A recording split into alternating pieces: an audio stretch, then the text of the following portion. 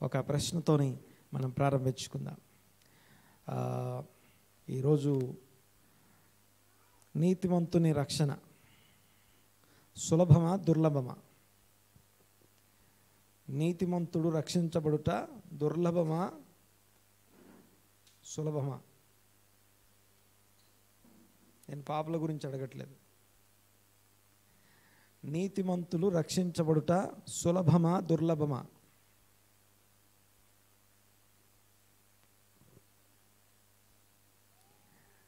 నీతిమంతుడు రక్షించబడుట సులభమా దుర్లభమా?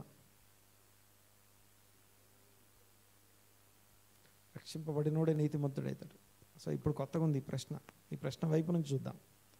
ఆల్రెడీ ఉన్న సబ్జెక్ట్ని కంటెంట్ని దాటి ఈ ప్రశ్నలోంచి చూద్దాం. ఫస్ట్, నీతిమంతుడు రక్షించబడుట సులభమా దుర్లభమా?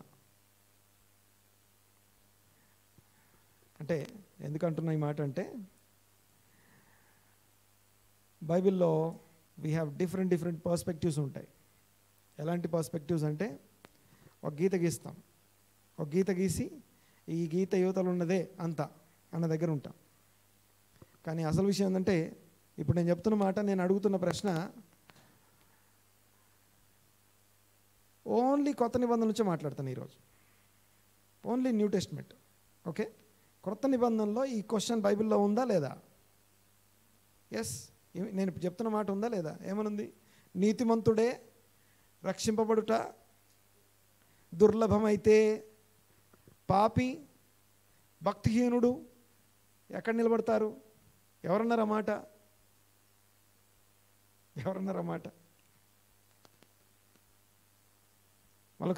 మళ్ళీ రిపీట్ చేస్తాను. నీతిమంతుడే రక్షించబడుట దుర్లభమైతే అంటే చాలా నీతిమంతుడు. ఓకే, మనకు ఇప్పటిదాకా ఉన్న ఒక ఒపీనియన్ ఏంటంటే రక్షించబడిన వాడు నీతిమంతుడు అనుకుంటా. కానీ ఈరోజు నేను మాట్లాడే టాపిక్ వింటే మళ్ళొకసారి చెప్తాను. ఒక సర్కిల్ గీసుకొని దిస్ ఈజ్ మై డాక్ట్రిన్ కాదు, బైబిల్ ఈజ్ అవర్ డాక్ట్రిన్ అనండి ఒకసారి అన్నమాట. బైబిల్ ఈజ్ మై డాక్ట్రిన్ అనండి ఒకసారి. ఆ బైబిల్ ఎలా ఉంటుందంటే అలాంటి సర్కిల్స్ ఏమి ఉండవు. ఈరోజు గీసుకుంటామేమో, ఈరోజు నీకు ఆ సర్కిల్ ఉపయోగపడుతుందేమో, జస్ట్ కొంచెంసేపటి తర్వాత ఆ సర్కిల్ మాయమైపోద్ది. ఆ సర్కిల్ నుంచి బయటకు వచ్చేయాలి వెంటనే. కానీ ఆ డోరేనా? సో సర్కిల్ నుంచి మనం బయటకు వచ్చేయాలి వెంటనే. చూడండి ఒకసారి, పాయింట్ ఏంటంటే జాగ్రత్తగా గమనించాలి ఈ పాయింట్. ఎవరన్నారు ఆ మాట? మొదటి పేతురు పత్రిక 4వ అధ్యాయం 18వ వచనం. మొదటి పేతురు పత్రిక 4వ అధ్యాయం 18వ వచనం. మరియు నీతిమంతుడే రక్షించబడుట దుర్లభమైతే భక్తిహీనుడును పాపియు ఎక్కడ నిలుతురు? కాబట్టి దేవుని చిత్త ప్రకారము బాధపడువారు సత్ప్రవర్తన గలవారై. చాలమా ఒకటే మాట, నీతిమంతుడు రక్షించబడడం దుర్లభం అనేది నా టాపిక్ ఈరోజు. గట్టిగా అన్నమాట. నేను చాలా మంచోడిని అనుకునేవాడు, నేనే చాలా బెస్ట్ అనుకునేవాడు రక్షింపబడుట దుర్లభమై ఉండే పరిస్థితులు ఉన్నాయి. దానికి సంబంధించిన 5 ఎగ్జాంపుల్స్ని, 5 సందర్భాలని క్రొత్త నిబంధనలో నుండి వాక్యంలో నుంచి చూస్తా. ఏం వాక్యం మాట్లాడుతున్నాను నేను? ఏం చెప్తున్నాను ఈ రోజున? నీతిమంతుడే రక్షించబడుట సులభం కాదు,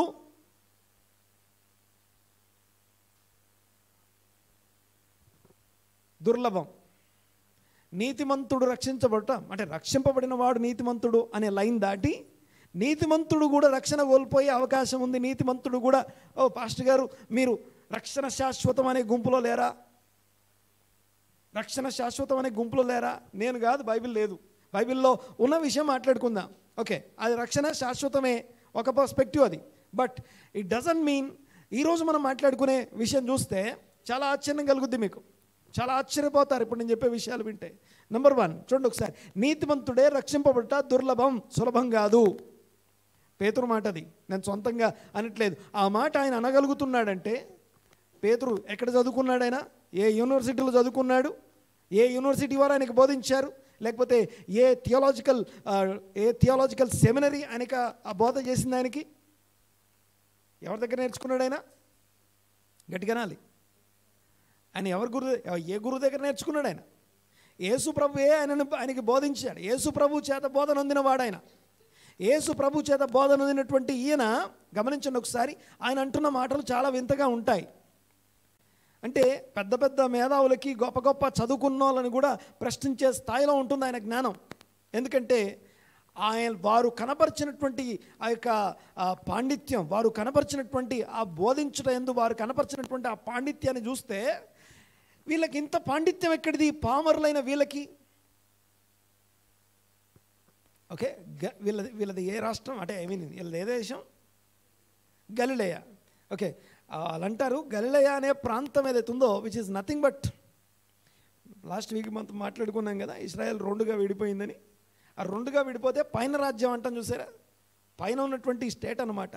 లేకపోతే కింద దక్షిణ రాజ్యమే యూదయ అయితే, యూదయకి సంబంధం లేనటువంటి పైన ఉండేవారు వీళ్ళు. అంటే అక్కడి నుంచి మంచిది ఏది రాదనమాట, అక్కడి నుంచి బెస్ట్ థింగ్ అలాంటి చోట నుంచి వచ్చి మాట్లాడుతున్నాడు ఈయన. యేసు ప్రభుతో ఈవెన్ యేసు ప్రభు కూడా అక్కడి వాడే అనిపించుకున్నాడు, నజరేతు వాడు అనిపించుకున్నాడు ఆయన. సరే చూడండి ఒకసారి, నీతిమంతుడు రక్షింపబడుట సులభం కాదు, దుర్లభం. అది మన టాపిక్ ఈరోజు. దానికి సంబంధించిన ఒక 5 అంశాలు. ఎందుకు ఈ మాటలు మాట్లాడుకుంటున్నాం ఈ రోజునంటే, ఎందుకు ఈ మాట జ్ఞాపకం చేస్తున్నానంటే, టు వార్న్, ఒక హెచ్చరిక కోసం, మనల్ని మనం అలర్ట్ చేయడం కోసం ఈ వాక్యం మనం వింటున్నాం. సరే, మొదటి మాట మీకు జ్ఞాపకం చేస్తాను. నీతిమంతుడే రక్షించబడుట దుర్లభమైతే, నీతిమంతుడు రక్షించబడుట సులభం కాదు, దుర్లభం. సరే, ఇంతకీ నీతిమంతుడు రక్షించబడుట అంటే మాటని ఎలా చూస్తాం? మనము క్రీస్తు యేసు రక్తము చేత నీతిమంతులుగా తీర్చబడ్డాం. నీతిమంతులుగా ఏం చేసామండి? యేసు క్రీస్తు రక్తమునందలి విశ్వాసం ద్వారా అబ్రహాము దేవుని నమ్మిన అతనికి నీతిగా ఎంచబడను. ఇప్పుడు క్రీస్తు యేసు రక్తమును నువ్వు నేను నమ్ముకుంటున్నాం కాబట్టి రక్షణ పొందాం, అనగా నీతిమంతులంగా తీర్చబడ్డాం, ఎంచబడ్డాం. ఒక్కసారి వినండి ఒకసారి. ఏ పోలీస్ కానీ, ఏ ఫోర్స్ కానీ, లేకపోతే ఏ మిలిటరీ కానీ ఎవరైనా సరే జాబ్ వచ్చింది అంటాం కదా, జాబ్ వచ్చింది. ఓకే, ఏమొచ్చింది? ఇదిగో నీవు సెలెక్ట్ అయ్యావు, మినిమం అర్హతలన్నీ, మినిమం క్వాలిఫికేషన్ కావాల్సినటువంటి వాటన్నిటినీ, అనగా దానికి సంబంధించినటువంటి వాటన్నిటినీ, ఆ పరీక్షలన్నీ దాటేసావు నువ్వు. ఇంకా ఆ రోజు నుంచి మనం సెలబ్రేట్ చేసుకోవచ్చా? మీకు ఒక చిన్న విషయం చెప్తాను. ఏ పోలీస్ దగ్గరికన్నా, లేకపోతే ఏ మిలిటరీ దగ్గరికన్నా వెళ్ళండి, ఎనీ ఫోర్స్ పర్సన్ దగ్గరికి వెళ్ళి వాళ్ళ లైఫ్ మొత్తాన్ని మీరు అడగండి ఒకసారి. నేను 4-5 అడిగి మాట్లాడుతున్నా ఈ మాట. వాళ్ళ లైఫ్లో వాళ్ళ పోస్టింగ్ గురించి బాగా గొప్పగా చెప్తారు, వాళ్ళ పొజిషన్ గురించి బాగా చెప్తారు, అంత బాగా చెప్తారు. కానీ వాళ్ళు చెప్పంది ఒకటి ఉంటుంది, దాన్ని జ్ఞాపకం కూడా చేసుకోవడానికి ఇష్టపడిన ఏరియా ఏంటి తెలుసు? అది ట్రైనింగ్. ఆ ట్రైనింగ్ పీరియడ్ని జ్ఞాపకం చేసుకోవడానికి ఇష్టపడరు ఎవరు? పీడకల్లాగా ఉంటుంది అది. నేను మాట్లాడితే అర్థమవుతుంది కదా. సో అదొక దాన్ని జ్ఞాపకం కూడా చేసుకోవడానికి ఇష్టపడరు, అంత కఠినంగా ఉంటుంది. అంటే నీకు నీతిమంతుడిగా తీర్చబడి పోస్టింగ్ వచ్చేదాకా మధ్యలో ట్రైనింగ్ అనేది ఒకటి ఉంటుంది. మధ్యలో ట్రైనింగ్ అనేది ఒకటి ఉంది మనకి. గమనించండి ఒకసారి. ఇక కూర్చోండి బాబు త్వరగా. సరే, ఇక విషయం ఏంటంటే, ఈ నీతిమంతుడే రక్షించబడుట దుర్లభం అని చెప్పబడి ఈ అంశంలో మొదటి అంశాన్ని మీకు జ్ఞాపకం చేస్తాను. 99 షీప్. ఏమండి ఏంటి ఆ 99 ఏంటి? ఏమని రాస్తుంది అక్కడ? 99 షీప్ గురించి ఏమని రాస్తుంది? అనగా 99 గొర్రెల గురించి ఏమని రాస్తుంది అక్కడ? వాళ్ళ గురించి ఏమని మెన్షన్ చేయబడింది? 99 మంది ఏం నీతిమంతులే. 99 మంది నీతిమంతులే. They are righteous. బట్ చెప్పాలి, కొంచెం గుర్తు చేసుకోండి. మారు మనస్సు అక్కరలేని 99 మంది నీతిమంతులు అనండి ఒకసారి మాట. ఓకే, నీతిమంతుడు రక్షించబడడం దుర్లభం. ఎందుకు అంటే, ఫస్ట్ పాయింట్ ఏంటంటే, ఎవరైతే ఏ నీతిమంతుడైతే నేను మారాల్సిన అవసరం లేదు, నాకు మారు మనసు అవసరం లేదు, రిపెంటెన్స్ అవసరం లేదు, పశ్చాత్తాపడాల్సిన అవసరం లేదు, నాకు ప్రాయశ్చిత్తం అవసరం లేదు, నేను కన్ఫెస్ చేయాల్సిన అవసరం లేదు అనుకునే మారు మనస్సు అక్కరలేని 99 మంది నీతిమంతులు. వాళ్ళు దుష్టులు, దుర్మార్గులు కాదండి. 99 నీతిమంతులే. బట్ నీతిమంతులే అయినప్పటికీ మారాల్సిన అవసరం లేదు, నేను బాగానే ఉన్నాను, నేను మారాల్సిన అవసరం కానీ పరిస్థితి కానీ లేదు, స్వపరీక్ష చేసుకోవాల్సిన అవసరమే లేదు అనుకునే నీతిమంతులకి రక్షించబడుట దుర్లభం, సులభం కాదు. అందరికీ నేను మాట్లాడేది అర్థమవుతుంది అనుకుంటున్నాను. నీతిమంతుడు రక్షించబడుట సులభం కాదు, దుర్లభం. It is not so easy thing. Salvation is not easy even for the righteous. నీతిమంతులు అయినప్పటికీ క్రీస్తు యేసు నీ కొరకు మరణించాడు, యేసు నా కొరకు మరణించాడు అని నమ్మినప్పటికీ నువ్వు నీ కోసం అవసరమైనటువంటి ఆ యొక్క ఏమంటామంటే ఆ పొజిషన్కి రావాల్సినటువంటి ఆ పోస్ట్కి అవసరమైనటువంటి టెస్ట్లన్నీ పాస్ అయ్యావు. బట్ ఇంకొకటి ఉంది, ట్రైనింగ్ పాస్ అయ్యాక మాట్లాడదాం. ట్రైనింగ్ కూడా పాస్ అయ్యాక మాట్లాడదాం. గమనించండి ఒకసారి. ఇక్కడ నా పాయింట్ ఏంటంటే చాలా జాగ్రత్తగా ఈ మాట వినాలి. మొదటిది, 99 మంది నీతిమంతులే. రెఫరెన్స్ పెట్టడం ఒకసారి. లూకాసు వార్త 15వ అధ్యాయం 7వ వచనం. లూకాసు వార్త 15వ అధ్యాయం 7వ వచనం. అటువలే మారు మనస్సు అక్కరలేని 99 మంది నీతిమంతుల విషయమై కలుగు సంతోషము కంటే మారు మనస్సు పొందు ఒక్క పాపి. మారు మనస్సు అనేది నీతిమంతునికి కూడా అవసరం అని చెప్తున్నాడు ఇక్కడ. మార్పు అనేది నీతిమంతునికి కూడా అవసరం అనేది ఈ యొక్క వాక్యం యొక్క ఉద్దేశం. 99 గొర్రెలు ఒక కాపరికి ఉన్నాయి. 99 గొర్రెలు ఒక కాపరి కలిగి ఉన్నాడు. కానీ అవి రోజు బాగానే మేము మంచోళ్ళం అనుకుంటున్నారు, కాపరిత్వం కింద ఉన్నాం అనుకుంటున్నారు, కానీ నీతిమంతులే. కానీ మారు మనస్సును ఇష్టపడినటువంటి ఇక 99 వాటిని విడిచిపెట్టాడు అరణ్యంలో అని రాస్తుంది. వాటిని ఎక్కడ విడిచిపెట్టాడట? 99 నీతిమంతులు అని చెప్పుకునే కాపరిత్వం క్రింద ఉన్నటువంటి గొర్రెల్ని విడిచిపెట్టి, మీ వల్ల నాకు సంతోషమే లేదురా బాబు, ఇదిగో ఈ 99 గొర్రెల వలన కలిగిన సంతోషము కంటే ఒక్క పాపి మారు మనస్సు పొందితే, అంటే మారు మనస్సు అనండి ఒకసారి.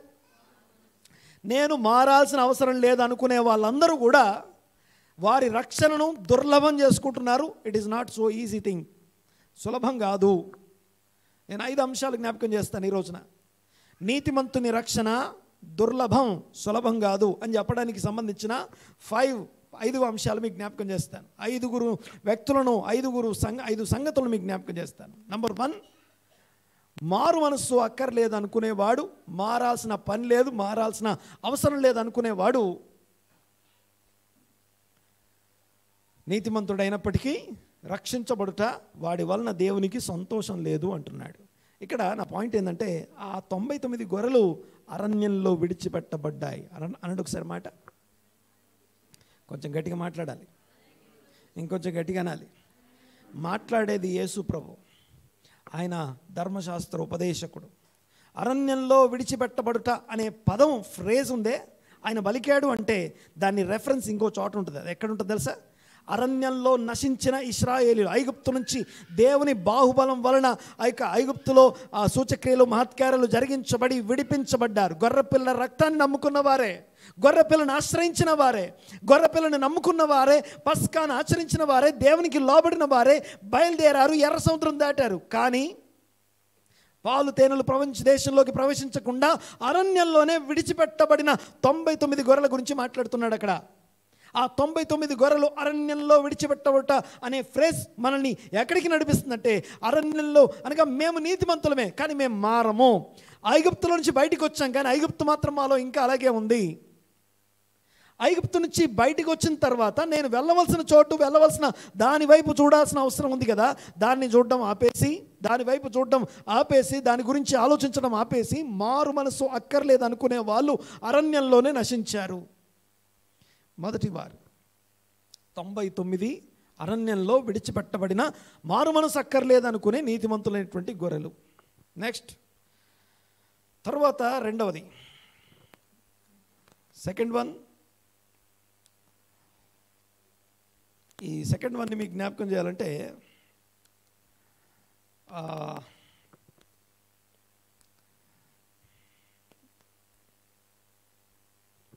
వాక్య ప్రత్యక్షత లేని వాడు. ఓకే అమ్మా, స్లైడ్ లేదా మీ దగ్గర? ఫస్ట్ వన్ పెట్టు ఒకసారి, ఫస్ట్ వన్ చూపించు ఒకసారి. ఫస్ట్ వన్, మారు మనస్సు అక్కర్లేదు అనుకునే నీతిమంతుడు ఒకటి. రెండోది, వాక్య ప్రత్యక్షత లేనివాడు. రెండో చూడండి ఒకసారి, సెకండ్ వన్. నీతిమంతుడే కానీ ఏమనుంది అక్కడ? నీతిమంతుడే కానీ వాక్య ప్రత్యక్షత, సమరయునికున్న ప్రత్యక్షత లేనివాడు అనగానే ఎక్కడికి వెళ్ళాలి మనం? ఇంకొక ఉపమానం దగ్గరికి వెళ్ళాలి. ఫస్ట్ మాట్లాడింది ఉపమానమే, ఇప్పుడు మాట్లాడేది కూడా ఉపమానమే. మంచి సమరయుని ఉపమానం తెలుసు కదా, జ్ఞాపకం చేయండి. అక్కడ మంచి సమరయుని ఉపమానాన్ని జ్ఞాపకం చేయండి ఒకసారి. ఏముంది అక్కడ? ఏం కనపడతా ఉంది మంచి సమరయుని ఉపమానంలో? ఒకడు యోర్దాను అనగా ఎరికోను, యెరూషలేము నుండి యెరికోకు దిగి వెళుచూ ఉండగా, ఓకే, ఒకడు యెరూషలేము నుండి యెరికోకు ఒకడు దిగి వెళుతూ ఉన్నాడు, దొంగల చేత దిక్కాడు, దెబ్బలు పడ్డాయి, కొర ప్రాణంతో పడున్నాడు. అక్కడ ఏమన్నామండి? కొర ప్రాణం అంటే ఈజ్ అబౌట్ టు డై, చావడానికి రెడీగా ఉన్నాడు, చావుకి దగ్గరగా ఉన్నాడు. అలాంటి వాడిని దేవుని వాక్యం ఏం చెప్తుందంటే, వాక్య ప్రత్యక్షత ఏం తెలియజేస్తుందంటే, దేవుని వాక్య ప్రత్యక్షత ఏం తెలియజేస్తుంది? వాక్యం యొక్క సారాంశం, నిన్ను వల్ల నీ పొరుగు అని ప్రేమించవలను. ఆ నీ పొరుగు వాడెవరు అని అన్నందుకు ఆ వాక్యం, ఆ ఉపదేశాన్ని, ఆ ఉపమానాన్ని చెప్పడం మొదలుపెట్టారు. ఒకడు యెరూషలేము నుండి యెరికోకు దిగి వెళుతూ ఉన్నాడు. వాడు వెళ్తూ ఉంటే దొంగల చేత దిక్కి వాడిని కొట్టి అక్కడ పడేశారు, కొర ప్రాణంతో వదిలేశారు. బట్టలు లేకుండా కొర ప్రాణంతో వదిలేసి వెళ్ళిపోయారు. వాడికి హెల్త్ తర్వాత అంటే వాడికి జీవితం లేదు, అక్కడి నుంచి లేచి వెళ్ళలేడు, కదలలేడు, ఇక వారి ప్రాణం అక్కడ పోతుంది. బట్ ప్రాణం ఉంది, కొర ప్రాణంతో ఉన్నాడు. అలాంటి టైంలో ఒక యాజకుడు అక్కడి నుంచి వెళ్ళాడని రాస్తుంది. ఒక యాజకుడు అక్కడి నుంచి వెళ్ళాడు. 2 ఒక లేవీయుడు అక్కడి నుంచి వెళ్ళాడు. 3 సమరయుడు అక్కడి నుంచి వెళ్ళాడు. సమరయునుకున్న ప్రత్యక్షత అనండి ఒకసారి మాట. ఇందాక చర్చ్ గ్రూప్లో పోస్ట్ చేయబడ్డటువంటి ఆ యొక్క ప్రేయర్ పాయింట్ సంబంధించిన విషయం చూడండి ఒకసారి. అందులో 6th పాయింట్ ఉంటుంది, దాని గురించి తర్వాత చదువుకోండి మీరు. అందులో 6 అంశాలు ప్రార్థనా అంశాలు అని చెప్పి మినిస్ట్రీ కోసం పెట్టడం అయింది. పాయింట్ ఏంటంటే, ఇక్కడ పడి ఉన్నటువంటి సమరయుడు అనగా క్రియల రూపంలో వాక్య ప్రత్యక్షత బయటికి రాలేదు. అలాంటి నీతిమంతుడే. లేవీయుడు నీతిమంతుడా కాదా? అహరోను లేవి వంశంలో పుట్టినందుకు లేవీయుడయ్యాడు. లేవి వంశంలో పుట్టినందుకు లేవీయుడయ్యాడు. అహరోను కుమారుడై ఉండి అహరోను వంశంలో పుట్టినందుకు యాజకుడయ్యాడు. యాజకుడైనంత మాత్రాన, లేవీయుడైనంత మాత్రాన నీతిమంతులైనంత మాత్రాన ఇప్పుడు రక్షణ పొందుతామా అంటే, మీరు ఆ యొక్క మత్తయి సువార్త 25వ అధ్యాయం 31 నుండి 25వ అధ్యాయం 31 నుండి 46 చివరి వరకు ఉన్నటువంటి ఉపమానాన్ని, అనగా గొర్రెల మేకలకు సంబంధించిన ఉపమానాన్ని చూడండి ఒకసారి. ఆ యొక్క శ్రమలో, కష్టంలో, ఇబ్బందిలో ఉన్నవాన్ని ఆదుకోవడానికి సంబంధించి మనం వెళ్ళడం. వాక్య ప్రత్యక్షత లేని వాళ్ళు వెళ్ళలేరు. ప్రత్యక్షత కలిగిన వారు they don't have any demands. మరొకసారి ఏం చెప్పాను నేను? వాక్య ప్రత్యక్షత ఒక మనిషిని డిమాండింగ్ పొజిషన్లో ఉంచదు. ఓకే, అంటే డిమాండ్ చేసే పొజిషన్లో ఉంచదు. లెట్ గో లెట్ గాడ్ అనే దగ్గర ఉంటాడు. కన్నా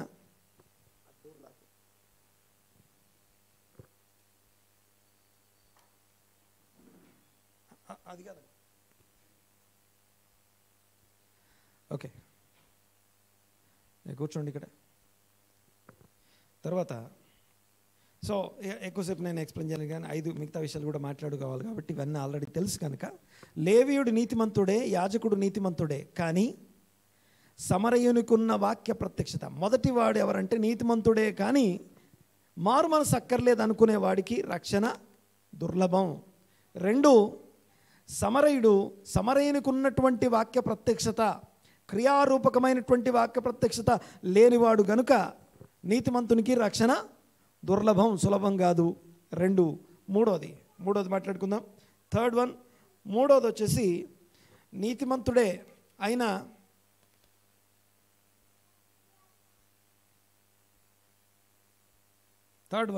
నీతిమంతుడే అయినా లోతు వలె ఆత్మీయ సహవాసం లేక. ఓకే, ఈ లోతు నీతిమంతుడని మనకు చెప్పింది ఎవరు? లోతు నీతిమంతుడని మనకు చెప్పింది ఎవరు? అయ్యా, లోతు నీతిమంతుడని మనకి చెప్పింది ఎవరు? పేతురు. ఇదే పేతురు అన్నాడు. ఇదే పేతురు, అదే దాని ముందు అధ్యాయంలో రాసి ఉంటుంది. నీతిమంతుడైన లోతు అని రాసి ఉంటుంది. పేతురుకి ఎవరు చెప్పారంటే యేసయ్య చెప్పాడు. లోతు నీతిమంతుడా అని అడిగామనుకోండి, ఎస్, లోతు నీతిమంతుడే. లోతు ఎలా నీతిమంతుడు, ఎట్లా నీతిమంతుడు, ఎంత నీతిమంతుడు అంటే అబ్రహాము చేత బోధనొందినవాడు, అబ్రహామును తండ్రిగా కలిగినవాడు. అంతేకాదు అబ్రహాం యొక్క అడాప్టెడ్ సన్ అనగా దత్తపుత్రుడు అని చెప్పాలి. అయితే పాయింట్ ఏంటంటే ఆ యొక్క లోతు అబ్రహామును విడిచి సొదొమ వైపు వెళ్ళాడు. ఇంకొక విషయం, లోతు ఎందుకు నీతిమంతుడు అంటే మంచోళ్ళ మధ్య ఎవడన్నా నీతిమంతుడిగా ఉంటాడు. అందరు మంచోళ్ళ మధ్య ఎవడైనా నీతిమంతుడిగా ఉంటాడు. కానీ సొదొమ లాంటి ప్రజల మధ్యలో, వారి మధ్యలో నీతిమంతుడైన లోతు వారి దుష్టత్వాన్ని, చెడుతనాన్ని చూస్తూ చూస్తూ చూస్తూ సహించి తన మనసును నొప్పించుకుంటూ బ్రతికాడట. చదవండి ఒకసారి మాట. మొదటి పేతురు పత్రిక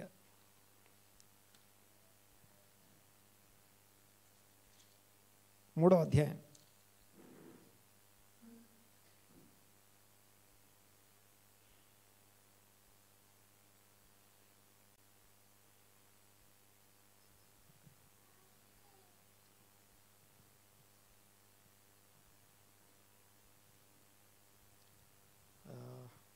ఎక్కడుందన్నమాట?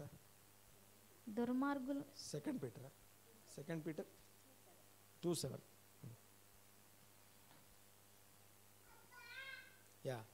దుర్మార్గుల కామ వికారయుక్తమైన నడవడి చేత బహుబాధపడిన నీతిమంతుడగు లోతును తప్పించెను. దుర్మార్గుల కామ వికారయుక్తమైన నడవడి చేత బహుబాధపడ్డట. ఆ నీతిమంతుడు వారి మధ్య కాపురం ఉండి, చూడండి ఒకసారి 8వ వచనం. ఆ నీతిమంతుడు వారి మధ్య కాపురం ఉండి తాను చూచిన వాటిని బట్టి, వినిన వాటిని బట్టి వారి అక్రమమైన క్రియల విషయంలో దినదినము నీతిగల తన మనస్సును నొప్పించుకొనుచు వచ్చెను. ఇప్పుడు గమనించండి, మరి ఈయన నీతిమంతుడా కాదా? నీతిమంతుడే. మరి లోతు రక్షణ దుర్లభమా సులభమా అంటే ఎందుకు దుర్లభం తెలుసా? ఈ నీతిమంతుడైనటువంటి లోతు సొదొమను విడిచి అబ్రహాం దగ్గరికి వచ్చేయాల్సిందే. ఆల్రెడీ ఒకసారి పోయి ఇబ్బంది పడ్డాక అబ్రహాం రిస్క్ చేసి విడిపించిన తర్వాత ఏం చేయాలి? వాటిని విడిచిపెట్టి వచ్చి అబ్రహాంతో only because of the lack of spiritual fellowship అనండి ఒకసారి. మొదటివాడు మారు మనస్సు అక్కర్లేదనుకునే నీతిమంతుడు. 2, క్రియారూపకమైనటువంటి సమరయనుకున్నంత వాక్య ప్రత్యక్షత లేనివాడు. ఓకే, గొర్రెపిల్లను నమ్ముకొని అరణ్యంలోకి వచ్చి అరణ్యంలో విడవబడిన 99 మంది మారు మనసు అక్కర్లేని నీతిమంతుల్లో వాళ్ళకి రక్షణ దుర్లభమే. నీతిమంతులే, రక్షణ దుర్లభం. 2, సమరయనుకున్న వాక్య ప్రత్యక్షత లేని వానికి కూడా రక్షణ దుర్లభమే. ఎందుకంటే అక్కడ రాసింది. ఎలా చెప్పగలరు పాస్టర్ గారు మీరు అంటే, అక్కడ ఏమడిగాడు? నేను నిత్య జీవానికి వారసులను అంటే నేను ఏం చేయాలని అడిగాడు. ఇదిగో నిన్ను వల్ల నీ పొరుగు అని ప్రేమించమనే టాపిక్ వచ్చింది అక్కడ. ధర్మశాస్త్రంలో నిన్ను వల్ల నీ పొరుగు అని, నిన్ను పొరుగువాడు ఎవరు ఎలా తెలుసుకోవాలంటే వాక్య ప్రత్యక్షత కలిగిన వాడు నిన్ను వల్ల నీ పొరుగువాడిని ప్రేమించేవాడై ఉన్నాడు. ఆ ప్రేమించేవాడు నిత్య జీవం పొందుతాడు. నిత్య జీవం రక్షణ పొందుతాడు అని చెప్తున్నాడు.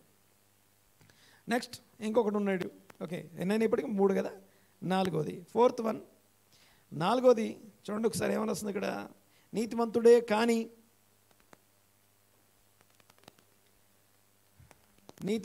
కానీ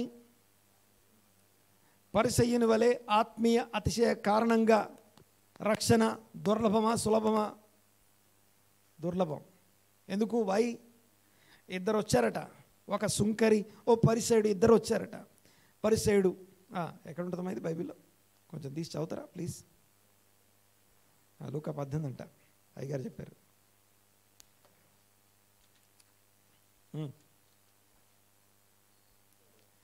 ఆ ప్రార్థనను ఒక్కసారి చూడండి ఒకసారి. నీతిమంతుడు ఎంత నీతిమంతుడో. నీతిమంతుడే కానీ చదువు. ప్రార్థన చేయుటకై ఇద్దరు ఎన్నో వచనం చదువుతున్నామా? 10వ వచనం. 10. 18, 10. ప్రార్థన చేయుటకై ఇద్దరు మనుషులు, ఇది కూడా ఉపమానమే. దేవాలయమునకు వెళ్ళిరి. వారిలో ఒకడు పరిసయ్యుడు, ఒకడు సుంకరి. పరిసయ్యుడు నిలబడి, దేవా నేను చోరులను, అన్యాయస్తులను, వ్యభిచారులైన ఇతర మనుషుల వలనైనను ఈ సుంకరి వలనైనను ఉండనందుకు నీకు కృతజ్ఞతాస్తుతులు చెల్లిస్తున్నాను. అంటే నేను ఈ పాపుల్లో కలవనందుకు నీకు స్తుతులు. ఆత్మీయ అతిశయం, ఆత్మీయ గర్వం అంట. ఆత్మీయ అతిశయం, ఆత్మీయ గర్వం. గమనించండి ఒకసారి. Next continue. వారమునకు నేనేమేం చేస్తాడు చూడండి ఒకసారి. వారానికి 2 సార్లు ఉపవాసం ఉంటాను. నా సంపాదన అంతటిలో అంటే కొత్తిమీర, పుదీనా, సోంపు, లేకపోతే ఇంకా మనకున్నటువంటి ఆదాయము, లోపలికి వచ్చే ప్రతి దాంట్లో చిన్న పెద్ద తేడా లేదు, ప్రతి దాంట్లో ప్రథమ ఫలాలు, దశంభాగాలు నీకు పంపించేస్తున్నాను. చదవమా, ఏమని రాస్తుంది అక్కడ? వారమునకు 2 మార్లు ఉపవాసం చేయొచ్చు, నా సంపాదన అంతట్లో 10వ వంతు చెల్లించుచున్నాను అని తనలో తాను గట్టిగా చెప్పట్లే, లోపల ప్రార్థన.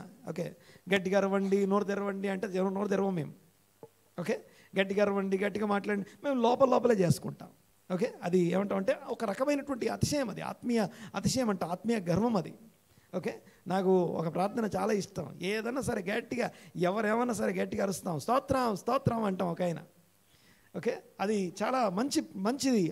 ఆ స్తోత్రం అని అరుస్తుంటే పక్కనోడికి కూడా, నాకు కూడా అరవాలనిపించాలి. నాకు కూడా లోపల ప్రార్థన ఇది.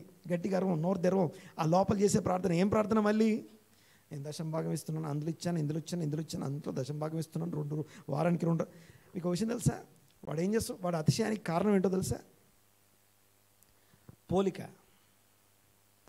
ఓకే, దాని తర్వాత ఏముందో చూడండి ఒకసారి. ఈ బయట ఉన్న ఈ సుంకరి వల్ల కూడా నన్ను చేయనందుకు. వాడి కంపారిజన్ ఎవరితో చెప్పాలి ఒకసారి? ఎవరితో? ఓకే, ఒక్కటి అడుగుతాను, చెప్పండి. ఎవరితో కంపేర్ చేసుకోవచ్చు? మనం చేసుకోవాలి. నువ్వు ఎవరితో కంపేర్ చేసుకోని వాక్యం చెప్తుంది?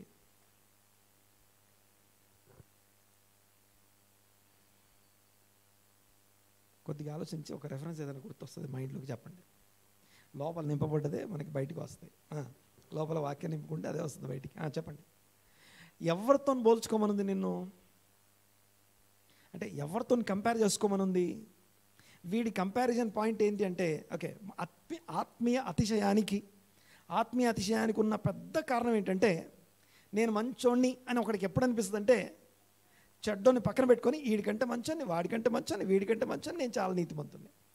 కానీ నీతిమంతుని రక్షణ దుర్లభం, సులభం కాదు. అర్థమవుతుందిగా నేను మాట్లాడే? నీతిమంతుని రక్షణ దుర్లభం, సులభం కాదు అని చెప్పడం కోసం ఈ నీతిమంతులే అయి ఉన్నటువంటి వారిలో ఉండే సమస్యల గురించి నేను మాట్లాడుతున్నా. చెప్పండి ఒకసారి. ఎవరు మాట్లాడలేదు. పోల్చుకోవాల్సింది ఎవరితోనో పోల్చేసుకొని నేను బాగానే ఉన్నా అనుకుంటాం. అది మన అతిశయానికి కారణమవుతుంది. అలాంటి అతిశయం నుంచి బయటికి రావడానికి యాక్చువల్గా మనం పోల్చుకోవాల్సింది ఎవరితో? బైబిల్ ఏం చెప్తుంది? నిన్ను ఎవరిని పోలి నడుచుకోమని చెప్తుంది?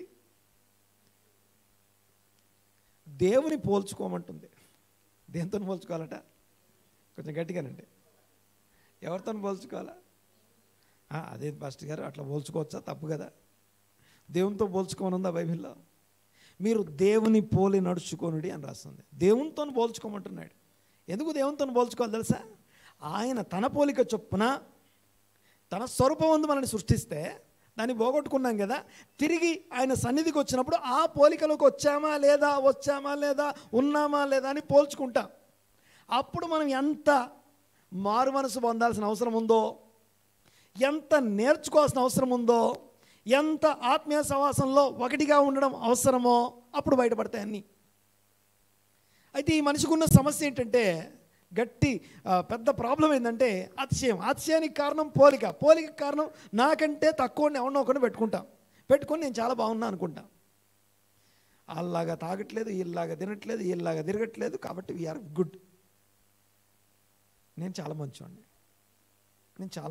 వారానికి 2 సార్లు ఉపవాసం చేస్తాను, భాషలతో ప్రార్థన చేస్తాను. తర్వాత అదేంటది ఇందాకేం చెప్పాను? అన్నిట్లో దశంభాగం. ఎంత కష్టం, ఎంత కఠినమైనా సరే దశంభాగం ఇస్తాం. ఫస్ట్ రాగానే దశంభాగం ఇస్తాం.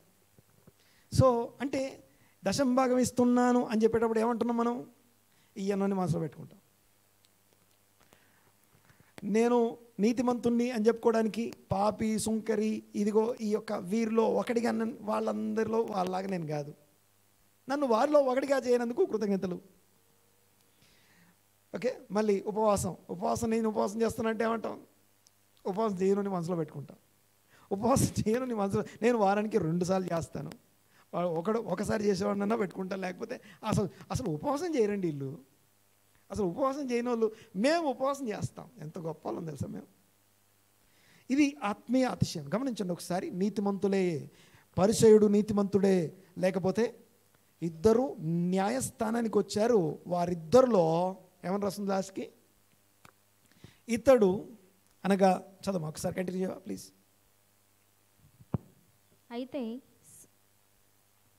అతని కంటే ఇతడు, చదవం పైనుంచి చదువు, ఫస్ట్ నుంచి కంటిన్యూ చేయి. అయితే సుంకరి దూరముగా నిలుచుండి ఆకాశము వైపు కన్నులెత్తుటకైనను, సుంకరి దూరమున నిల్చుండి ఆకాశం వైపు కన్నులెత్తుటకైనను ధైర్యము చాలక రొమ్ము కొట్టుకుంటా ఏడుస్తా ఉన్నాడు. ఎప్పుడన్నా రొమ్ము కొట్టుకున్నారా? ఏమండి ఒకటి అడుగుతా, సంఘంలోకి వచ్చి అందరి మధ్యలో ఎప్పుడన్నా రొమ్ము కట్టుకొని ప్రార్థన చేశారా? It's not decency. ఏమనుకుంటారో అని ఆలోచిస్తాం. కానీ ఆయన ప్రార్థన చేసేది ఎక్కడ తెలుసా? మందిరానికి వచ్చి ప్రార్థన చేస్తున్నాడు. రొమ్ము కొట్టుకుంటూ ఆకాశం వైపు కన్నులు ఎత్తడానికి కూడా నాకు ధైర్యం లేదని చెప్పి తల దించుకొని రొమ్ము కొట్టుకుంటూ, దేవా పాపినైన నన్ను కరుణించుము అన్నాడట. అంతే. నేను పాపిని, నన్ను కరుణించు. దేవునితో పోల్చుకున్న వాళ్ళందరూ ఎంత గొప్ప స్థితిలో ఉన్నా ఈ మాట అనాల్సిందే. దేవా నేను పాపిని, నన్ను కరుణించుము. దేవా నేను పాపిని, నన్ను కరుణించుము. నీతిమంతుని నేను చాలా మంచోడిని అనుకుంటున్నాను, కానీ నేను ఎంత దౌర్భాగ్యుడినో స్వపరీక్ష చేసుకుంటే, వాక్యం దగ్గరికి వస్తే, సావాసం దగ్గరికి వస్తే అప్పుడు అర్థమవుతుంది అనమాట. ఎన్నే ఇప్పటికీ అయిపోయినాయి 4, లాస్ట్ 5th వన్. ఇక 4వ ఆయన ఎవరంటే, ఈయన కూడా పాపం నీతిమంతుడే. ఓకే, ఈయన కూడా నీతిమంతుడే. 4 కదా, 5 కదా. ఆజ్ఞలన్నీ అనుసరిస్తాడు ఈయన. ఈ ఆజ్ఞలన్నీ చిన్నప్పటి నుంచే అనుసరిస్తున్నాను నేను. కానీ ఏం తక్కువైందట అనండి ఒకసారి. ఒక కొదువ ఒకటి తక్కువైంది నీకు. అర్థమవుతుంది నేను మాట్లాడేది? చూడండి ఒకసారి. అయితే నీకు ఒకటి కొదువుగా ఉన్నది. ఏంటా కొదువ? నీ ఆస్తి అంతా అమ్మేసి బీదలకు ఇచ్చేసి, ఓకే యేసుప్రభు నాకు ఇవ్వనులా, నీ ఆస్తి అమ్మి నాకు ఇవ్వ అని చెప్పలేదు ఆయన. నీ ఆస్తి అంతా అమ్మి బీదలకు ఇచ్చేసి, లేనోళ్ళకి ఇచ్చేసి, నువ్వు వచ్చి నన్ను వెంబడించు. మళ్ళీ నీ ఆస్తి నాకు ఇచ్చి నన్ను పోషించమంటావేమో. సో నాకు ఇవ్వమని అడగట్లేదు ఆయన. ఆయన ఏమన్నాడంటే, నీ ఆస్తి అమ్మి బీదలకు ఇవ్వు, వచ్చి నువ్వు నన్ను వెంబడించు, నేను పోషిస్తా. బాగా గమనించండి ఒకసారి. నువ్వు నన్ను వెంబడిస్తూ ఉంటే ఏమవుతుంది? ఎవరు పోషించాలి అప్పుడు? ఆస్తి లేకుండా యేసుప్రభువుని వెంబడిస్తుంటే ఆయన పోషించాలి. ఆయన శిష్యరికం కింద నడిచేటప్పుడు ఆయన పోషిస్తాడు కదా. అంటే నీకు ఒకటి కొదవగా ఉన్నది. ఆ మనిషి ఏమయ్యాడట? ఏమని రాస్తుంది అక్కడ? మిక్కిలి దుఃఖపడి వెళ్ళిపోయాడు. ఎందుకు వెళ్ళిపోయాడు? ఎందుకంటే అతడు చాలా ధనవంతుడు. ఇప్పుడు ధనవంతుడై ఉంటే ఏమైంది? ప్రాబ్లం ఏంటంటే ధనము. బాగా గమనించండి ఒకసారి. చిన్న మాట చెప్పేసి మనం ప్రార్థనలోకి వెళ్ళిపోదాం. అందరు నన్ను చూడండి. ఫైనాన్షియల్ ప్రాబ్లం ఉంది పాస్టర్ గారు, బయటికి రావాలి మేము. ఇది డైరెక్ట్గా చెప్తున్నా ఈ మధ్య, నేను అందరికీ చెప్తున్నా ఈ మాట. ఫైనాన్షియల్ ప్రాబ్లం ఉంటే ఒకటే పని చేయండి, దేవుని పని చేయండి. ఆత్మల భారం కోసం పనిచేయండి. దేవుడు మీ యొక్క ఫైనాన్షియల్ ప్రాబ్లం నుంచి బయటికి తీసుకొస్తాడు. ఎందుకు ఎట్లా చిన్న మాట చెప్పేసి ప్రార్థనలోకి వెళ్ళిపోదాం. అపోస్తలుల కార్యం 3వ అధ్యాయంలో శిష్యులు, యేసు ప్రభు శిష్యులు పేతురు, యోహానులు దేవాలయానికి వెళ్ళారు. దేవాలయానికి వాళ్ళు నడుచుకుంటూ వెళ్ళేటప్పుడు వాళ్ళ దగ్గర డబ్బులు లేవు. వాళ్ళ దగ్గర వెండి బంగారాలు లేవు. ఉన్నాయా? ఒకవేళ ఉంటే ఆ బాడీని వాళ్ళే తీసుకునేవాళ్ళు. యేసు ప్రభు శరీరాన్ని వాళ్ళే తీసుకునేవాళ్ళు, ఇంకో ధనవంతుడు వచ్చేవాడు కాదు. అయితే వాళ్ళ దగ్గర ఏమి లేవు అని చెప్పడం కోసం ఈ మాట చెప్తున్నాను. వాళ్ళు చెదిరిపోయారు, వాళ్ళ దగ్గర ఏం లేవు. అయితే ఏమి లేనప్పుడు ఏం చేశారట వీళ్ళు? దేవుని మందిరం, యేసు ప్రభు శిష్యులుగా దేవుని మందిరానికి ప్రార్థన చేయడానికి వచ్చి ఒక భిక్షగాడు వీళ్ళ వైపు చూస్తున్నాడట. వీళ్ళ దగ్గర ఏమన్నా దొరుకుతుందేమో అని చూస్తూ ఉంటే, మరి అక్కడ కలిగిన వాడు నన్ను చూస్తుంటే నేనేం చేయాలి? మరి నా దగ్గర ఏం లేదు. బాగా వినాలి ఒకసారి మాట. అక్కడ కలిగిన వానికి ఇవ్వడానికి నా దగ్గర ఏం లేదు, ఏం చేద్దాం మరి? నా దగ్గర వెండి బంగారాలు మా దగ్గర లేవు, కానీ నువ్వు కోరుకునేది మా దగ్గర లేదు, కానీ ఇదిగో మా దగ్గర ఉన్నదే నీకు ఇస్తున్నా. ఆత్మల భారం అనండి ఒకసారి, కొంచెం గట్టిగా అనండి ఒకసారి. ఇంకొక మాట ఇక్కడ జ్ఞాపకం చేస్తాను. ఇందాక 99 గొర్రెల గురించి మాట్లాడుకున్నాం కదా.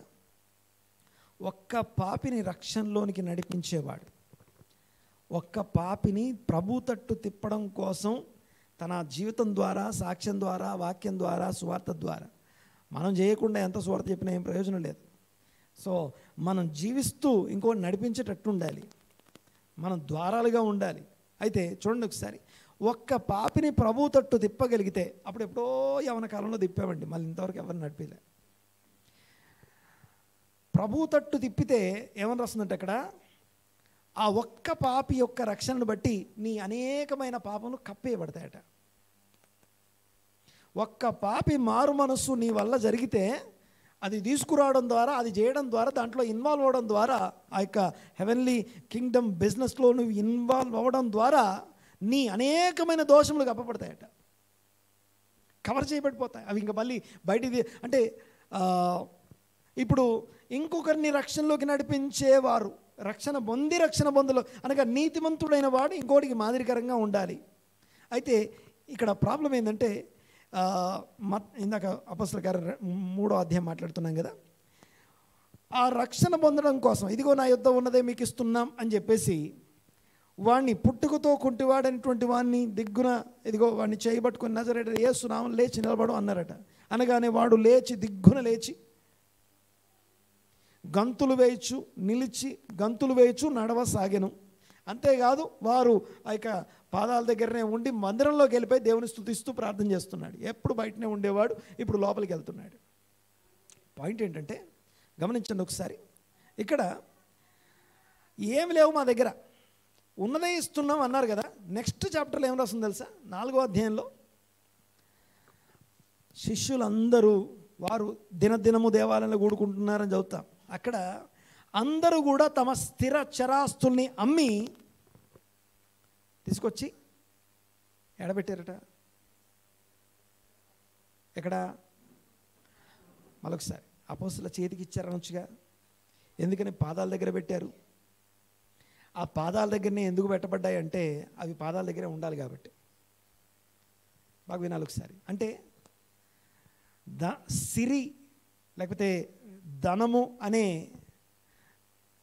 దేవుని స్థానం తీసుకునే ఒక విగ్రహం, అది దేవుని స్థానం తీసుకునేది, నేనే దేవుణ్ణి, దాని కాళ్ళ దగ్గర మనం ఉండొద్దు. దేవుని పని చేస్తూ ఉంటే నీ పాదాల దగ్గర డబ్బులు ఉంటాయి. ఓకే. అయితే ఈ మనుషుడు డబ్బుల పాదాల దగ్గర ఉన్నాడు. ఆయన ఒకటి కొదవగా ఉందయ్యా నీకు, ఇది అది అది అది అన్నీ చిన్నప్పటి నుంచి చేస్తున్నాడు, ఇవన్నీ ఆజ్ఞలన్నీ అనుసరిస్తున్న నీతిమంతుడు. ఈ ఆజ్ఞలన్నీ నీవు అనుసరించడం వలన నీకు నీతి కలుగును అని, ఆ నీతిని కలిగినటువంటి నీతిమంతుడే. కానీ ఒకటి నిత్య జీవానికి నువ్వు పోకుండా ఉండటానికి ఒకటి కొదవగా ఉన్నది. అది ఏంటంటే ధనానికి దాసును, నువ్వు ధనానికి దాసునివి. ఆ ధనం వెనకాల మనం పడిపోయే కొద్దీ అది మనకి దూరమే అవుద్ది, కానీ దగ్గరికి రాదు. ధనం నీ పాదాల దగ్గరికి వచ్చి పడుతుంది. ఆమె నన్నడి గట్టిగా. సో అది నీ పాదాల దగ్గరికి వచ్చి పడడం కోసం ఈ మాట మీకు జ్ఞాపకం చేస్తూ ఉన్నాను. దేవుని యొక్క ఆత్మల భారం అనేది, ఆత్మ ప్రభు తట్టు తిరగాలి. ఆత్మ ప్రభు తట్టు, సోల్ దేవుని పోలిక చొప్పున సృష్టించబడిన ఆ యొక్క ఆత్మ ప్రభు తట్టు తిరగడం ద్వారా అనేకమైనటువంటి ఆశీర్వాదాలు, దీవెనలు మనం పొందుకుంటాం. దేవునికి స్తోత్రం కలుగునుగాక. ఈ రోజు దాకా ఈ మినిస్ట్రీ కొనసాగుతుంది అంటే కొంతమంది అతిశయించిన వారు ఉన్నారు మధ్యలో. మేమే ఇచ్చాం, మేమే పెట్టాం, వీళ్ళకి మేమే పెట్టాం, ఇదంతా చేశామని చేయడం మానేశారు. కానీ ఎక్కడ తక్కువ కాలేదు, ఎక్కడ లోటు కాలేదు, ఎక్కడ ఏమంటామంటే తిండి లేని పరిస్థితికి దేవుడు నాకు 2 వాగ్దానాలు ఇచ్చాడు. ఒకటి, తలదించుకొనియను అనే మాట అనండి ఒకసారి మాట. నిన్ను ఎప్పుడు ఎక్కడ తలదించుకొనియను. దేవునికి స్తోత్రం. ఇప్పటిదాకా ఆయనను తలదించుకొనిలా అన్ని పాదాల దగ్గరికే వచ్చాయి. కొంతమంది పంపించే ఆ గిఫ్ట్స్ని ఓపెన్ చేస్తుంటే కొంతమందికి జెలస్ ఫీల్ అవుతుంది. అంటే నేను పాజిటివ్గానే మాట్లాడుతాను, నెగిటివ్ కాదు. ఈర్ష్యగా అనిపిస్తుంది వాళ్ళు పంపించే, నా కొరకు పంపించే, లేకపోతే మా కొరకు పంపించే విషయాలు చూస్తే ఒక జెలస్, అంటే పాజిటివ్గా నేను మాట్లాడేది. ఈర్ష్యగా ఇవన్నీ మాకు రావే అనే ఫీలింగ్ వస్తుంది. అరే ఒకరిని ప్రేమిస్తే ఇంత ప్రేమిస్తారా? లేకపోతే ఒకరు అనగా దేవుని ప్రేమను బట్టి కొంతమంది పంపించే గిఫ్ట్స్ కానీ చూస్తుంటే, అంటే నా పాయింట్ ఏంటంటే వాటి వెనకాల మనం వెళ్ళకుండా ప్రభు కోసం మనం నిలబడితే అవన్నీ మన పాదాల దగ్గరికి తీసుకొచ్చి పెట్టబడతాయి. ఆమెనండి గట్టిగా. ఆస్తులతోని దేవుని పరిచర్య చేస్తారు. ఆస్తుల్ని అమ్మి దేవుని పరిచర్య జరిగించిన వారు ఉన్నారు. ఇప్పటికి కూడా నేను సేవకులతో మాట్లాడేటప్పుడు ఒక మాట చెప్తాను. ఏంటంటే అది లేదు ఇది లేదని టెన్షన్ పడకండి. దేవుని దగ్గర ఆయన భూమి మీద ఉన్న వెండి బంగారాలన్నిటికీ ఓనర్ ఆయన. అవి నీ పాదాల దగ్గరికి అమ్మి తీసుకొచ్చి పెట్టేంత ప్రేమ బలవంత పెట్టే ప్రేమ చేత ఎవరిని నింపాలో వాళ్ళు నింపుతాడు. ఎప్పుడు నింపాలో అప్పుడు నింపుతాడు. నీ పని నువ్వు చేయి. నీకు అప్పగించబడిన దాన్ని జాగ్రత్తగా కాపాడు. దేవునికి స్తోత్రం కలుగును గాక. మరొకసారి చెప్తాను, నీతిమంతుడు రక్షించబడుట దుర్లభం, సులభం కాదు. దుర్లభం, సులభం కాదు. ఎందుకు అంటే, ఒకటి,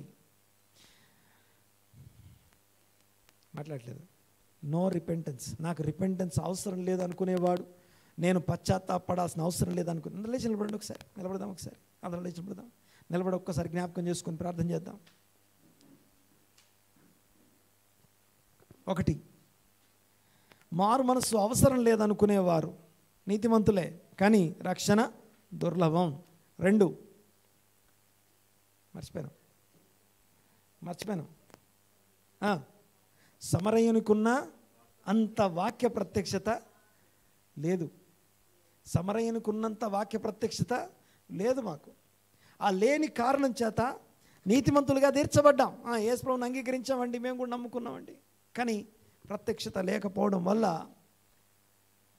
క్రియలు లేవు, క్రియలు లేకపోవడం వలన రక్షణ లేదు. ప్రత్యక్షత లేని నీతిమంతులు, రక్షణ దుర్లభం. 3, ఆత్మీయ తండ్రి, ఆత్మీయ సహవాసం, ఆత్మీయ సంఘం ఇవి లేనివారు. ఓకే, లోతు నీతిమంతుడే, but he doesn't have fellowship with his spiritual father. ఆత్మీయ తండ్రితో సహవాసం లేని కారణం చేత తను రక్షణ కోల్పోతున్నాడు. ఎంత నొప్పించుకుంటున్నాం, ఎంత బాధపడుతున్నాం. యేసు ప్రభు లోతును చాలా ఏమంటారు గొప్పగా చేసి చూపించాడు ఆ శిష్యులకి. కనుకనే ఆ యొక్క పేతురు అన్నమాట లోతు అని పేరు పెట్టగలమా? నీతిమంతుడైన లోతు, సొదొమలో నీతిమంతుడైనటువంటి లోతు అనే పేరు, జోసెఫ్ పేరు పెట్టుకుంటాం. మళ్ళీ ఆయన కూడా ఐగుప్తులో నీతిమంతుడు. ఐగుప్తులో నీతిమంతుడు. ఐగుప్తుకు సంబంధించిన ఏ కీడు ఆయన అంటలేదు, దుష్టత్వం ఆయన అంటలేదు. యోసెఫ్ పేరు పెట్టుకుంటాం. ఒక రాయి వేస్తే యోసెఫ్ మీద పడుతుంది, జోసెఫ్ మీద పడుతుంది పేరు రాయి. అంటే అంతమంది జోసెఫ్లు ఉంటారు అనమాట. మా నిజాంపేట సహవాసంలో అంతమంది జాషువాలు ఉంటారు, యెహోషువాలు. సరే, నా పాయింట్ ఏంటంటే చూడండి ఒకసారి, లోతు అని పేరు పెట్టుకుంటామా? ముందు నేనే పెట్టను.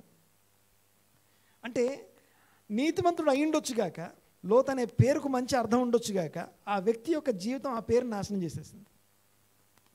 తర్వాత ఏమని చెప్పుకున్నాం? 1, మారుమనసు అక్కర్లేదు అనేవాడు. 2, వాక్య ప్రత్యక్షత లేకపోయినా నీతిమంతుని రక్షణ దుర్లభమే, సులభం కాదు. 2, 3, ఫెలోషిప్, ఆత్మ సంబంధమైన ఫెలోషిప్ లేకపోవడం వల్ల నీతిమంతుని రక్షణ దుర్లభం, సులభం కాదు. 3, 4, అతిశయం, పోలిక. ఎవరిని పోల్చుకోవాలో వాళ్ళతో పోల్చుకోవాలి. ఆ పోలిక పోల్చుకున్న అనగా అది మనల్ని మిస్గైడ్ చేస్తుంది, రాంగ్ గైడ్ చేస్తుంది. దయచేసి నిన్న సాయంత్రం సోల్ అకౌంటింగ్కి సంబంధించిన వీడియోలు చూస్తే మీకు అర్థమవుతుంది. జాయిన్ అనే మాట గురించి మాట్లాడుకున్నాను. విలాప వాక్యాల గ్రంథం ధ్యానం చేస్తున్నప్పుడు అందులో ఒక 3 వచనాలు నిన్న మాట్లాడుకుందాం. ఎంత? 19, 20, 21 3వ అధ్యాయం అనుకుంటాను. అందులో 3, 19, 20, 21 3 వచనాలు అందులో చూసాం. దాన్ని ఒకసారి వీలైతే చూడండి. ఒకసారి నీతిమంతుణ్ణి 4 స్టేజెస్లో అక్కడ చూస్తాం. యాక్చువల్గా దానికి సంబంధించింది ఏది మాట్లాడలేదు. యాక్చువల్గా అందులో నుంచి ఈరోజు నేను ఈ మాటలు చెప్పడానికి నాకు ప్రేరేపణ కలిగింది. 4 ఏం చెప్పాను? అతిశయం, స్పిరిచువల్ ప్రైడ్. 5 గట్టిగా మీరేమంటారు? నాకేం పడలేదు. ఆజ్ఞలు అనుసరిస్తున్నా కానీ కొదువ. ఆ ఒక్క కొదువ దేవుణ్ణి గాక. దాన్ని ఏమంటామంటే డ్యూటరానమీ లాస్ట్ వీక్ చదువుంటారు మీరు, ఈ వీక్లో చదువుంటారు, గడిచిన వారంలో. ఏంటంటే వాడు శాపగ్రస్తుడు, వాడు శాపగ్రస్తుడు, వాడు శాపగ్రస్తుడు అని ఉంటుంది. అటన్నిటిని ఒకసారి రాసి కొంచెం ఆలోచించండి. కొద్దిగా ఆలోచిస్తే మీకు అర్థమయ్యే విషయం ఏంటంటే వాళ్ళందరిలో ఉన్న ఒక కామన్ పాయింట్ ఏంటంటే అన్ని సీక్రెట్. అవి అందులో ఒక సీక్రెట్ ఏంటంటే చాటున లోపల రహస్యంగా ఒక విగ్రహం పెట్టుకున్నాడు. అది అన్నీ కూడా సీక్రెటే ఉంటాయి అక్కడ. గుడ్డివాడు నడుస్తుంటే వాడు వాడు వాడు తొట్టుపడే విధంగా కాళ్ళకి అడ్డం పెట్టడం. ఆ తర్వాత నెక్స్ట్ సరిహద్దు రాయి పక్కకు జరపడం. అవన్నీ రహస్యంగా చేసేవి. వీళ్ళందరూ కూడా శాపగ్రస్తులు అని ఉంటుంది. అయితే ఇక్కడ ఈ వ్యక్తి కూడా నీతిమంతుడే, ఆజ్ఞలన్నీ అనుసరిస్తున్నాడు, కానీ ఒకటి కొదువుగా ఉన్నది. ఆ యొక్క లోపల దాచబడిన ఒక విగ్రహం. అందరం తలలు వంచి కళ్ళు మూసుకుందాం. ఈరోజు ఏ స్థితిలో ఉన్నా సరే మారు మనస్సు నీ నుంచి కోరబడతా ఉంది. మారాల్సిన అవసరాలు చాలా ఉన్నాయి, మార్చుకోవాల్సిన విషయాలు చాలా ఉన్నాయి. భక్తులమైన, గొప్ప దైవజనులమైన, సాధారణ విశ్వాసులమైన, చిన్నపిల్లలైనా పెద్దలైనా ప్రతి ఒక్కరికి చెప్పబడే మాట, ప్రయాసపడి భారం మోసుకుంటున్న సమస్త జనులారా నా యొద్దకు రండి, నేను మీకు విశ్రాంతి కలుగజేస్తాను. ఇదిగో నాతో కలిసి దున్నండి, నాతో కలిసి ఇదిగో కాడిని మీ మీద మోయండి అని చెప్పబడతా ఉంది. పరలోకపు కాడిని మోయడం, ప్రాక్టీస్ చేయడం, నేర్పించడం మన నుంచి కోరబడే అంశం. దేవునికి స్తోత్రం కలుగునుగాక. నీతిమంతులం అయి ఉండి కూడా రక్షణ దుర్లభము అనే పరిస్థితి నుంచి మనం తప్పించబడినట్లుగా ఒక హెచ్చరిక, మనల్ని సిద్ధపరచుకోవడానికి సంబంధించినటువంటి మాటలు ఇవన్నీ కూడా. నీతిమంతుని రక్షణ సులభం కాదు, దుర్లభం. ఎంత అలర్ట్గా ఉండాలో, ఎంత శ్రద్ధగా ఉండాలో, ఎంత ఫోకస్డ్గా కేంద్రీకరించినటువంటి దృష్టి కలిగి ఉండాలో ఈ మాటలన్నీ మనకు బోధపరుస్తున్నాయి. ప్రార్థనాపూర్వకంగా సిద్ధపడి ఈ రోజుకి సంబంధించిన ప్రభు యొక్క శరీరం రక్తంలో పాలు పొందుదాం. తలలు వంచి కళ్ళు మూసుకొని దేవునికి స్తోత్రం చెల్లిద్దాం. పరమ తండ్రి, వందనాలు, స్తుతులు, స్తోత్రం నాయన. మీ యొక్క సన్నిధిని బట్టి కృతజ్ఞతాస్తుతులు, స్తోత్రం చెల్లిస్తున్నాం. మనోనేత్రాలు వెలిగించండి. జ్ఞానము, ప్రత్యక్షత కలిగిన మనస్సు మా అందరికీ దయచేయండి. మీ యొక్క కృప, మీ కనికరం మా ఎడల విస్తరింపజేసి వాక్య ప్రత్యక్షత ఈ దినానికి మాకు దయచేసినందుకు మీకు వందనాలు, స్తోత్రం నాయన. స్తోత్రం చెల్లిస్తున్నాను. మనోనేత్రాలు వెలిగించండి ప్రభా. సంఘమును, సమాజాన్ని దీవించి ఆశీర్వదించండి ప్రభా. ఒక్కొక్క సోల్ని ఇదిగో యొక్క పరిశుద్ధుల తర్ఫీదు ఇక్కడ అద్భుతంగా జరుగునట్లు పరిస్థితులు కల్పించమని ప్రార్థిస్తున్నాం. ఆటంకాలు దూరపరచమని ప్రార్థిస్తున్నాం. 6 సంవత్సరాల లోపు పిల్లలు, పుట్టిన పిల్లల దగ్గర నుండి వృద్ధుల వరకు, స్త్రీలు, పురుషులు, పెద్దలు ప్రతి ఒక్కరూ ఇదిగో బోధించేవారు, బోధన ఉండేవారు, ఇదిగో బోధ కొరకు ప్రయాసపడేవారు ప్రతి ఒక్కరూ ఇదిగో మేమందరము శిష్యులమై ఉండాల్సి ఉందన్న మాటను బట్టి మీకు వందన. శిష్యులమై కొనసాగడానికి అవసరమైనటువంటి కృప మా అందరికీ దయచేయండి. ఏకీపించిన వారందరినీ దీవించి ఆశీర్వదించి స్థిరపరచమని ప్రార్థన చేస్తున్నాం. మీ వాక్యానుసారమైన జీవితంతో ప్రతి ఒక్కరిని దర్శించమని వేడుకుంటూ క్రీస్తు గొప్ప నామమున ప్రతి ఒక్కరి తలలు పైకెత్తండి. వారున్న స్థితిలో వారి తల పైకెత్తమని ప్రార్థన చేస్తున్నాం. తలదించుకునే పరిస్థితి నుంచి తప్పించమని ప్రార్థిస్తున్నాం నాయన. వారి పరిస్థితుల్లో మీరు తోడై ఉండండి. ఇదిగో విడుదల, విమోచన మీ బిడ్డలు పొందుకోవడానికి కృప దయచేయండి. చెప్పుకోలేని, ఇదిగో ఎవరికి చెప్పలేని బాధలు ఎవరైతే అనుభవిస్తున్నారో, కలిగి ఉన్నారో ఆ యొక్క బంధకాల నుంచి విడుదల దయచేయండి ప్రభువా. స్వస్థతలు, నెమ్మది, సమాధానం దయచేయండి నాయన. మీ సన్నిధి అనుగ్రహించమని వేడుకుంటూ ఏకమించిన వారందరినీ మీ సన్నిధిలో దీవించి ఆశీర్వదించి స్తుతించి ఈ ప్రార్థన నజరేయుడైన యేసుక్రీస్తు నామమున అడిగి బ్రతిమాలి వినయంతో వేడుకుంటున్నాము తండ్రి. ఆమేన్. అందరికీ వందనాలు. షాలోమ్. Praise the lord.